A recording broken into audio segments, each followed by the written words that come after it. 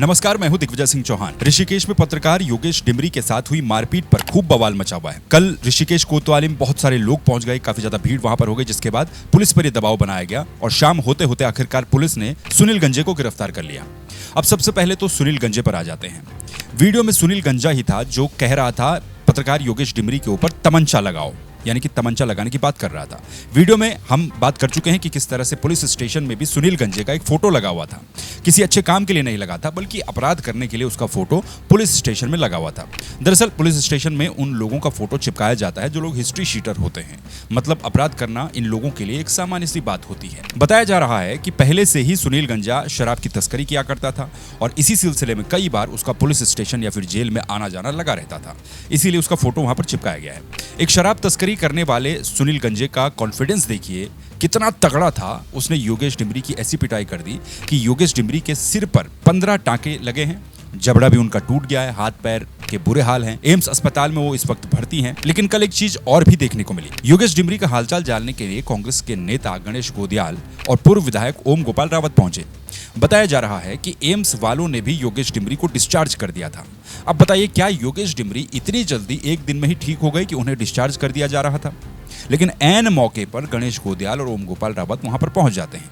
इसीलिए कहते हैं कि जब आप पर कोई विपत्ति होती है, कोई समस्या आती है, तो आपके साथ बहुत सारे लोगों का खड़ा होना बहुत जरूरी होता है, खास तौर पर नेताओं का, जनप्रतिनिधियों का, क्योंकि जो दबाव नेतागण बना सकते हैं, जनप्रतिनिधि बना सकते हैं, वो आम आदमी नहीं बना सकता। जब गणेश गोदियाल और ओम गोपाल रावत ने इसका विरोध किया कि आप क्यों योगेश डिमरी को डिस्चार्ज कर रहे हैं, वो वीडियो में मैं आपको दिखाऊंगा अभी, तो फिर उन्हें फिर से एडमिट किया गया। अब आप सोचेंगे कि यार डिस्चार्ज कर भी देते तो क्या ही हो जाता। देखिए, तब तक सुनील गंजा पकड़ा नहीं गया था, अब पकड़ा गया है। तो ये भी कहा जा सकता था कि योगेश डिमरी तो ठीक ठाक हैं, अच्छे हैं, स्वस्थ हैं, इन्हें इतनी चोटें आई ही नहीं है जितना कहा जा रहा है, और मामला यहीं पर कमजोर हो सकता था, कमजोर पड़ सकता था। लेकिन वीडियो में हमने साफ साफ सुना है कि सुनील गंजा तमंचा लगाने की बात कर रहा है, यानी कि ये तो हत्या का प्रयास था। और जिस हिसाब से मारा भी गया है, पीटा भी गया है, वो भी एक तरीके से किसी हत्या के प्रयास से कम नहीं लगता है। ये वीडियो आप देखिए पहले। आप यही चाहते हैं, आप एक आदमी जिसकी जान जा रही है, आप नहीं करो, इसको करो, क्यों नहीं?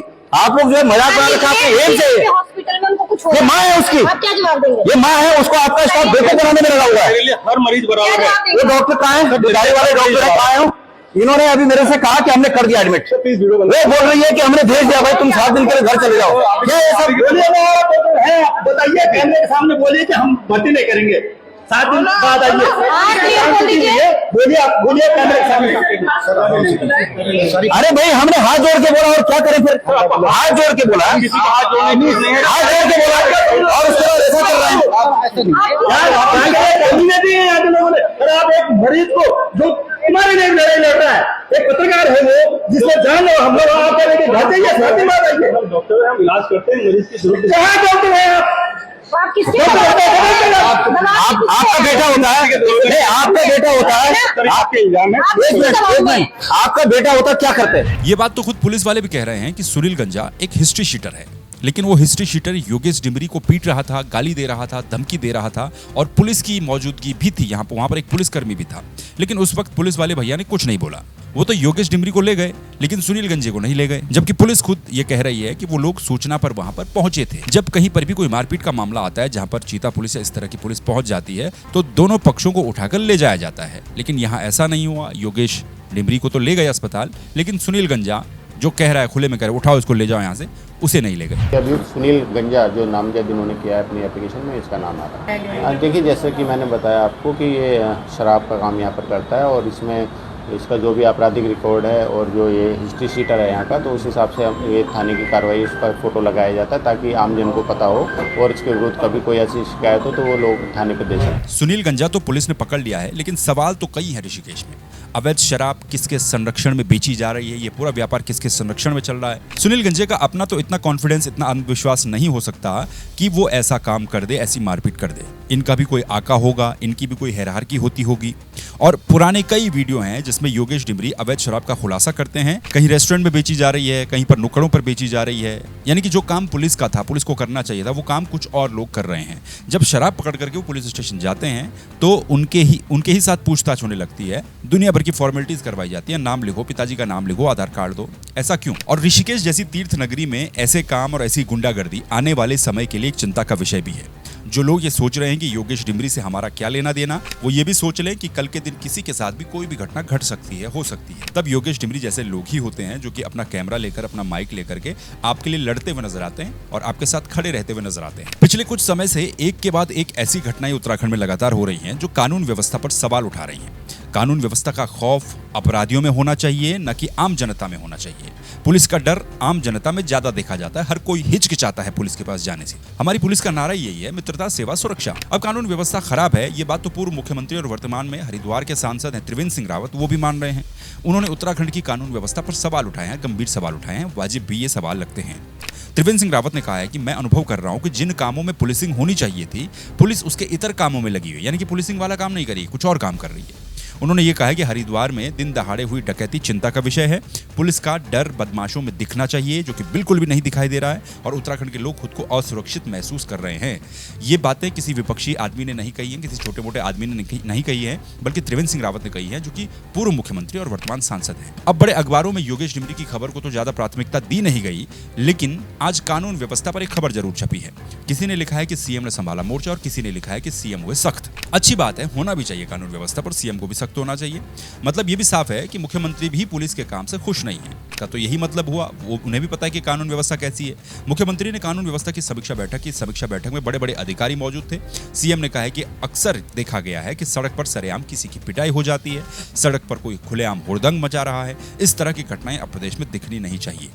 अपराधियों में पुलिस का डर होना चाहिए और आम जनता में पुलिस का भरोसा दिखना चाहिए। कई निर्देश मुख्यमंत्री ने बड़ी ही सख्ती के साथ इस बैठक में दिए हैं। ये जो अपराधी किस्म के लोग हैं जो उत्तराखंड में घुस रहे हैं या बस रहे हैं, इसके लिए भी भू कानून की मांग की जा रही है। देखिए, डेमोग्राफी जिस हिसाब से बदल रही है, अगर ऐसा ही रहा तो जमीनें चली जाएंगी और दूसरे लोगों की बसावट तेज होती जाएगी। भू कानून और मूल निवास समेत अन्य मांगों को लेकर के 1 सितंबर को गैरसैंण में फिर से एक रैली की गई। इस रैली में फिर से युवाओं ने और महिलाओं ने बढ़ चढ़कर हिस्सा लिया। सड़कों पर सैकड़ों लोग उतर गए। संघर्ष समिति ने अब ये भी फैसला लिया है कि अगर आने वाले समय में सरकार इन मांगों पर गंभीर नहीं होती है, जल्द ही कोई काम नहीं करती है, तो उसके बाद ये संघर्ष समिति अब जेल भरो आंदोलन भी शुरू करेगी। संघर्ष समिति के संयोजक मोहित डिमरी का कहना है कि शहीदों के सपने का उत्तराखंड तभी बन पाएगा जब प्रदेश में मूल निवास 1950, सख्त भू कानून लागू होगा और गैरसैंण को स्थायी राजधानी बनाया जाएगा। मोहित डिमरी ने यह भी कहा है कि गैरसैंण, भराड़ीसैंण के आसपास की जो जमीनें हैं वो धड़ल्ले से बिक रही हैं। बाहरी लोग आ रहे हैं, भूमाफिया हमारे लोगों की मजबूरी का फायदा उठा रहे हैं और फायदा उठा करके इन जमीनों को ये लोग खरीद रहे हैं। अगर यही हाल रहा तो बाहर से आने वाले लोगों की संख्या लगातार बढ़ जाएगी और हमारे संसाधन कम हो जाएंगे, हमारा उन पर अधिकार नहीं रह पाएगा। अब भू कानून पर भाजपा के प्रदेश अध्यक्ष का भी, महेंद्र भट्ट का भी एक बयान आया है। वो कह रहे हैं कि राज्य में सख्त भू कानून तो एक ही पार्टी लेकर के आएगी, उसका नाम है भाजपा, क्योंकि हमारी पार्टी इस मामले पर बहुत गंभीर है। सीएम ने स्वतः संज्ञान लेकर के भू कानून में सुधार के लिए उच्च स्तरीय एक कमेटी का गठन भी किया है। भविष्य में हमें भू कानून भी देखने को मिलेगा। तो इस तरह की बातें हैं। भू कानून को लेकर के भी हमने चर्चा की और ऋषिकेश में जो पत्रकार योगेश डिमरी के साथ घटनाक्रम हुआ उसमें भी क्या क्या ताज़ा अपडेट था। सुनील गंजे को पकड़ लिया गया है। कल हमने इस पर सवाल उठाया था कि सुनील गंजा तो सरकार से संभल नहीं रहा, तो सुनील गंजे को संभाल दिया गया है, उसे पकड़ लिया गया है। लेकिन अब इसमें आगे किस तरीके से कार्रवाई हो कि जो अपराधी हैं, इस तरह के काम करने वाले हैं, उनके दिमाग में, उनके मन में एक खौफ बैठे, किसी को मारने से पहले, पीटने से पहले, अवैध शराब बेचने से पहले एक खौफ बैठे। और इसका भी खुलासा होना चाहिए कि ये लोग किसके संरक्षण पर फल फूल रहे हैं, किसके दम पर ये लोग इतने चौड़े हुए पड़े थे कि एक पत्रकार की पिटाई कर देते हैं और शराब बेचते रहते हैं। तो उसका भी खुलासा होना चाहिए। बाकी आपका क्या कुछ कहना कमेंट करके जरूर बताइएगा। फिर मुलाकात होगी किसी दूसरे वीडियो में किसी दूसरे टॉपिक के साथ। तब तक के लिए नमस्कार, अपना ख्याल रखिए।